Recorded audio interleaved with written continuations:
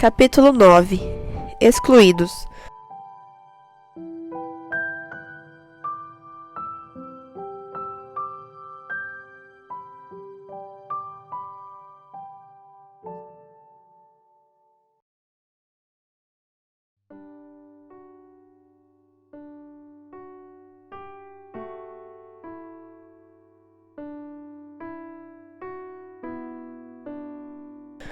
O tempo estava passando mais rápido do que eu gostaria.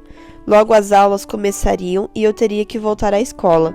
Gostava de estudar, mas preferia ficar em casa com minha mãe. Eu a considerava uma mulher muito sábia. Também gostava de ajudá-la nas tarefas domésticas. Mamãe, eu disse enquanto ajudava a recolher a roupa do varal. A senhora sabia que a primeira vez que Ellen deu seu testemunho em público foi numa reunião de crentes no advento? Percebendo a surpresa no rosto dela, continuei. Ela disse que não conseguiu ficar em silêncio porque estava muito impressionada com o amor de Jesus. Simplesmente as palavras fluíram de seus lábios. Foi como se estivesse sozinha com Deus. Ela não teve nenhuma dificuldade em expressar a paz e a felicidade que sentia. Havia lágrimas em seus olhos, mas eram de gratidão pelo que Jesus fizera por ela. Isso não é maravilhoso? Se isso foi em 1842, Ellen era apenas um pouco mais jovem do que eu. Estava então com 14 anos.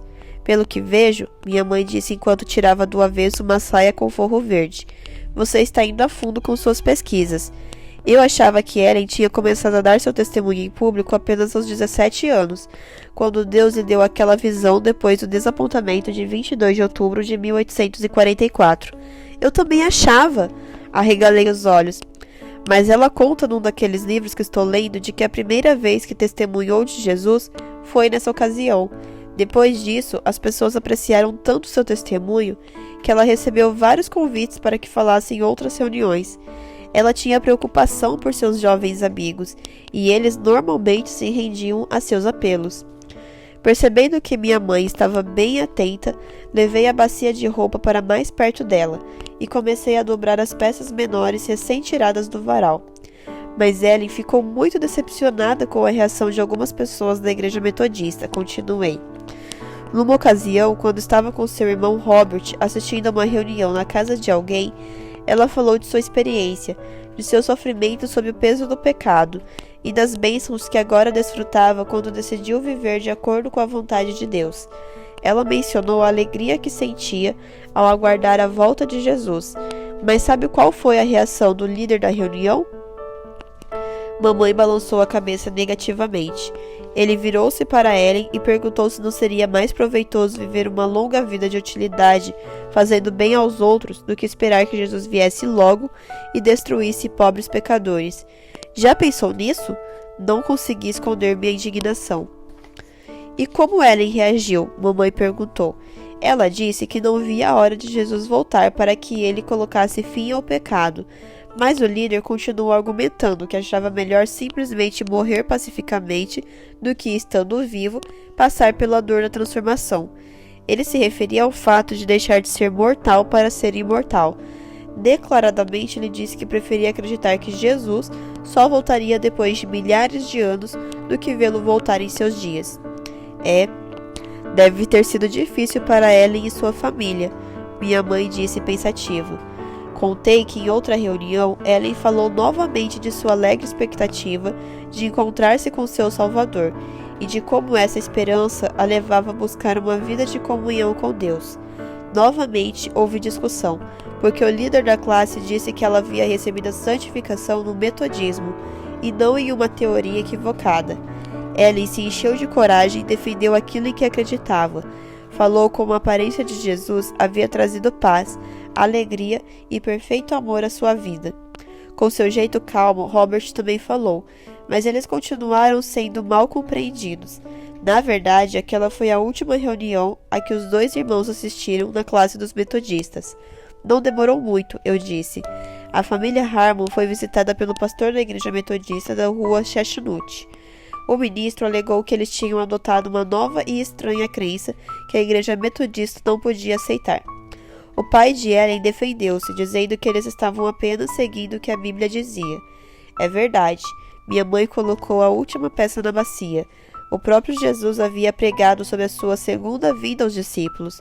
O que o pastor respondeu? Ele sabia que não tinha como provar pela Bíblia que a família Harmon estava errada. Então, simplesmente os aconselhou a se desligarem discretamente da igreja para evitar o constrangimento de um julgamento público. Ana, me ajude a levar a bacia para dentro. Minha mãe me interrompeu. Eu nem havia percebido que tínhamos recolhido e dobrado toda a roupa. Claro, mamãe, eu disse enquanto segurava um dos lados da grande bacia.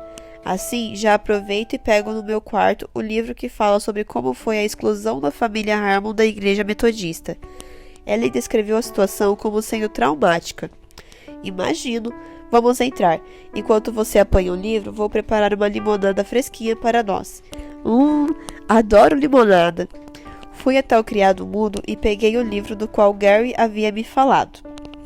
Então, me dirigi à cozinha, onde mamãe estava terminando de espremer os limões. Respirei fundo e senti o cheiro gostoso da fruta cítrica. Aqui está, mamãe. Deixei o livro sobre a mesa e fui até a cristaleira pegar 2 copos. Em seguida, eu e minha mãe nos sentamos. Entre um gole e o outro, comecei a ler para ela. Até sublinhei esta parte que a própria Ellen escreveu para explicar por que seu pai não concordou em fazer o que o pastor sugeriu. Não desejávamos que outros irmãos pensassem que tínhamos vergonha de reconhecer nossa fé, ou que fôssemos incapazes de sustentar nossa crença através da Escritura. Deve ter sido uma decisão difícil, mamãe comentou. O pai de Ellen foi muito corajoso, concordei. Ellen descreveu como foi a reunião em que eles foram removidos da igreja. Ela disse que poucas pessoas estiveram presentes. Seu pai era um homem muito respeitado, e até os opositores não tinham interesse de que o caso fosse tratado diante de um grande número de membros.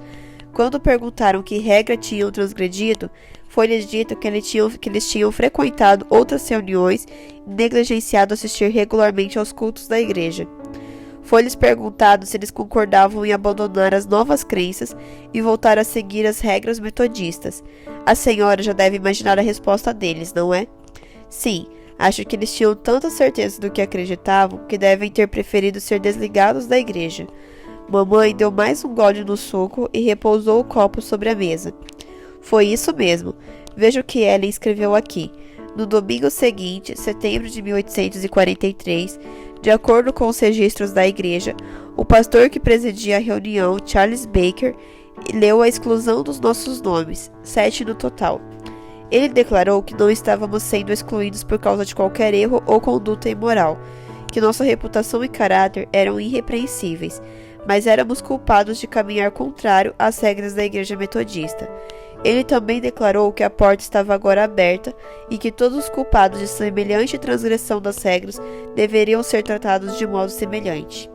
E muitos outros deixaram a igreja metodista? Mamãe perguntou com interesse. Isso não sei dizer. Corri os olhos pelo texto e localizei um parágrafo que estava marcado, mas aqui Ellen diz assim: alguns trocaram o favor de Deus por um lugar na igreja metodista. Imagino que alguns desistiram da crença na vida de Jesus por medo de serem também desligados da igreja. Quando minha mãe se levantou, percebi que ela ia lavar os copos de a jarra. Pode deixar, mamãe, que eu lavo. Só vou levar o livro para o meu quarto e já volto. Obrigada, Ana. Vou aproveitar e aquecer o ferro para passar a roupa. Ela está no ponto para ser passada. Mamãe ia saindo, mas voltou. Gostei muito da nossa conversa. Você está mesmo se dedicando às suas leituras, e isso está lhe fazendo bem. É bom ter exemplos dignos de serem imitados. Sabe, mãe, uma vez a senhora disse que Ellen era um vaso escolhido por Deus. Na hora, não entendi muito bem o que a senhora queria dizer, mas acho que estou começando a compreender.